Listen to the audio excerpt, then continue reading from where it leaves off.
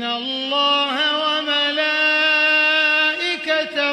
युसल्लूना Alan नबी या अय्युहल्लज़ीना आमनू सल्लू अलैहि। क्योंकि नबी की जिंदगी के अंदर नबी पाक अलैहिस्सलाम की एक अज़वाज मुतहरात में से एक अम्मी ऐसी थी जहाँ पर अलैहिस्सलाम ऊंचे खानदान से थे,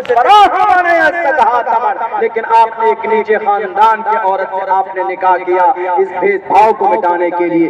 ये सारी बुराइयां जो थी ये 11 निकाह करके आप अलैहिस्सलाम ने इन तमाम बुराइयों को खात्मा किया। लेकिन बाज़ लोग कहते हैं नहीं, मोहम्मद अलायाज़ुबिल्लाह अय्याश थे। अगर अय्याश होते तो आप जवानी के आलम में कुंवारी औरतों से निकाह करते। आपने एक कुंवारी औरत से निकाह किया, बाकी आपकी 10 औरतें ऐसी है जो 2-3 मर्तबा बेवा हो चुकी थी। आपने ऐसी औरतों से निकाह किया, कुंवारी नहीं थी। अय्याश जो होता है उसको कुंवारी लड़की चाहिए। पूछिए भारत के अंदर बहुत सारे ऐसे करप्ट लीडरों से जाते हैं थाईलैंड, जाते हैं बैंकॉक, पटाया जाते हैं, फिलीपीन जाते हैं, इंडोनेशिया घूमने के लिए। उनको चाहिए जनाब कुमारी बच्ची, छोटी बच्ची अय्याशी के लिए। लेकिन कुर्बान चाहिए हमारे नबी ने पूरी जवानी एक मुअम्मर औरत के साथ, अम्मा खदीजा के साथ आपका निकाह हुआ। अम्मा खदीजा की उम्र 40 साल और लड़के की उम्र, अल्लाह के नबी की उम्र 20-25 साल है। आपने 25 साल से लेकर नबूवत तक, नबूवत के बाद तक मोहम्मद रसूलुल्लाह अपनी पूरी जवानी एक मुअम्मर औरत के साथ बिता दिया आपने। है दुनिया के अंदर कोई माए का लाल ऐसा जवान जो अपनी भरी जवानी को एक मुअम्मर औरत के साथ कुर्बान कर दे, जिंदगी बिता दे?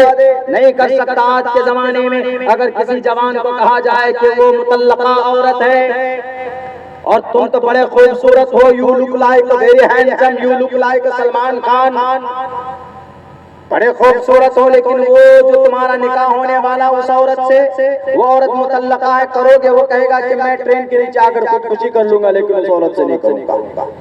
यही कहेगा। हम नहीं करेंगे निकाह, कहीं और करें। क्यों? I am look like handsome, मैं बिजनेसमैन हूं, मैं जॉब होल्डर, मुझे अच्छा रिश्ता चाहिए, गाड़ी भी चाहिए, खपाची भी चाहिए, सब कुछ चाहिए। ये डिमांड होता। कुर्बान जाइए हमारे नबी पर। कामयाब सक्सेस बिजनेसमैन है 25 साल की उम्र में मोहम्मद, बड़े ताजिर हैं आप अलैहिस्सलाम, नबी नहीं बने थे, लेकिन आपने एक मुअम्मर औरत से निकाह किया। तो बहरकैफ इस पर एतराज नहीं होना चाहिए। अगर एतराज है कि भाई 40 शादियां की तो आप हमारे हिंदू भाई श्री कृष्ण जी की 1600 बीवी, 1623 बीवियां थी। वो तो छोड़िए, श्री रामचंद्र जी की खुद एक अम्मी अपनी थी, 2 अम्मी सौतेली थी, कौशल्या, सुमित्रा, कई राजा दशरथ की 3 बीवी थी। तो इसको इशू बनाने की कोई जरूरत ही नहीं। हमारे भारत के अंदर बहुत, उस राजा का नाम मैं भूल गया हूँ, मैं कई जगह पे मैंने तारीख में पढ़कर उसको बयान भी किया है कि इस देश के अंदर एक राजा तो ऐसा गुजरा है कि जिसकी 360 बीवियां थी। और पता वो क्या करता था? अगर किसी बीवी की नाक पसंद नहीं है, सर्जरी करने वाला डॉक्टर रहता था और उसको कहता था इसकी सर्जरी करके इसकी नाक ऐसी बना कर लेकर आओ। ऐसे अय्याश बादशाह, राजा महाराजा गुजरे जिनकी बीवियों की पता नहीं। 94 बीवी अभी जाइए मेघालय में, आज है वो मुखिया मौजूद, 94 बीवी है उसकी, 94 बीवी, 150-200 बच्चे उसके, खुद का स्कूल है उनका, उसके स्कूल में उसी का बच्चा पढ़ता और किसी का नहीं, अपने स्कूल बनाए। स्कूल में लेके जाता था एडमिशन कराने, सर माफी मांगता हूँ आपके स्कूल से मेरा स्कूल फुल हो गया, दूसरे स्कूल में जाइए। उन्हें कहा कि नहीं हम खुद ही स्कूल बनाते, अपने घर में अपना स्कूल बनाए। 94 बीवी, लीजिए अब क्या कीजिएगा, मुखिया है मेघालय का, वहां का मुखिया। तो ये कोई मैटर, ये कोई इशू नहीं है भाई कौन कितनी बीवी कर रहा है नहीं कर रहा है, क्या है नहीं है। ये कोई इशू नहीं, खामखा इशू बनाते हैं, मोहम्मद तो ये थे, फला तो ये थे। खुदा के वास्ते मोहम्मद रसूलुल्लाह सल्लल्लाहु अलैहि वसल्लम पर इस तरह का एतराज करना गलत बात है। अगर कोई हिंदू, क्रिश्चियन, जैन, बौद्ध की तरफ से होता है तो वो भी गलत है। मेरे भाइयों, कई मुअज़्ज़ज़ हस्तियां बैठी हुई है, उनकी बात अभी आपके सामने आनी बाकी। और ये सारी चीजें हैं, इन सब चीजों का सद्जवाब जब ही होगा जब हम तालीम पर मेहनत करेंगे, एजुकेशन पर मेहनत करेंगे। पढ़े लिखे बने, पढ़े लिखे बनना है, अंधभक्त नहीं बनना। न हिंदू के बच्चों को न मुसलमान के बच्चों को पढ़िएगा लिखिएगा तो इंशाअल्लाह आपको जानकारी हासिल होगी कि भाई सही क्या है, गलत क्या है, कौन सही था, कौन गलत था। आज तक मैंने श्री रामचंद्र जी को गलत नहीं कहा। मैं कहता हूँ तो आज भी मर्यादा पुरुषोत्तम श्री रामचंद्र जी अच्छे कार्य है, उन्होंने कभी भी किसी को परेशान नहीं किया। अच्छे मार्गदर्शन के लिए आए थे श्री कृष्ण जी इस जमीन के ऊपर विष्णु के 8वें अवतार लेकर। इसलिए कि ईश्वर का एक संविधान है, वो कहता है यदा यदा हि धर्मस्य ग्लानिर्भवति भारत अभ्युत्थानम धर्मस्य तदात्मानं सृजामहे। इस जमीन के ऊपर जहाँ पर सिस्टम बिगड़ता है तो ईश्वर आता है। आपका अकीदा है ना हिंदू भाइयों, आपका कॉन्सेप्ट है।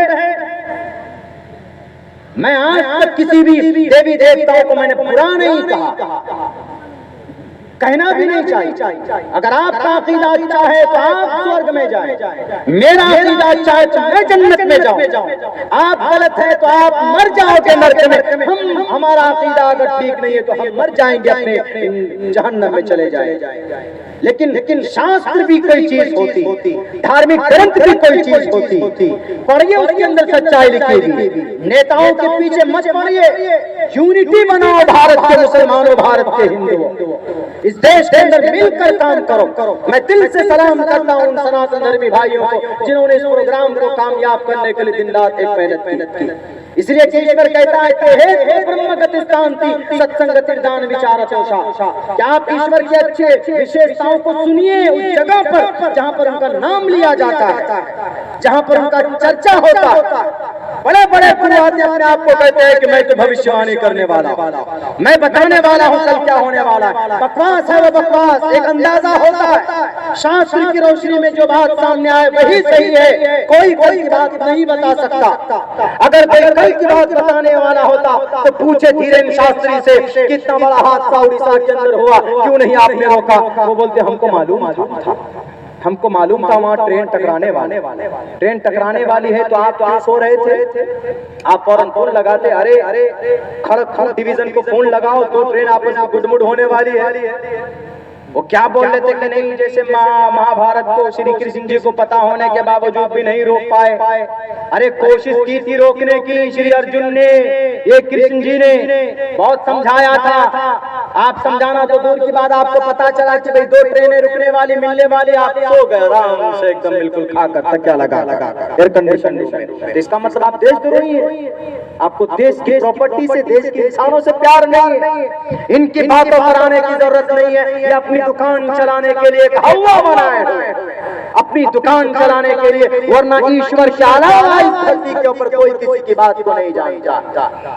कुछ लोग होते हैं जिनके अंदर कुछ ईश्वर के तरफ से कुछ बातें वादे कर दी जाती है। हमारे वैसी पहुंच होनी चाहिए, वैसे ईश्वर से कनेक्शन होना चाहिए। हमारे यहाँ उसको इल्मे कश्फ बोलते हैं। जब आप अल्लाह से करीब हो जाते हैं, लो अक़सम बिल्लाहि ला बर्रहुल्लाह, तो अल्लाह तबारक व तआला कुछ चीजों के बारे में आपको खबर कर देता है कि ऐसा होने वाला। लेकिन गैब की बात कोई नहीं जानता कि कल किसकी मौत कहाँ पर होगी, कि कल क्या होने वाला है, कोई नहीं जानता। अगर ऐसा होता तो हर आदमी अपना ठिकाना पहले बना लेता। मेरे भाइयों, अल्लाह से दुआ करता हूँ अल्लाह सही तालीम, सही नॉलेज की हम सबको तौफीक दे, मिलजुल कर रहने की तौफीक अता फरमाए। बहुत बहुत शुक्रिया, जज़ाकल्लाह। अस्सलामु अलैकुम व रहमतुल्लाहि व बरकातुहू।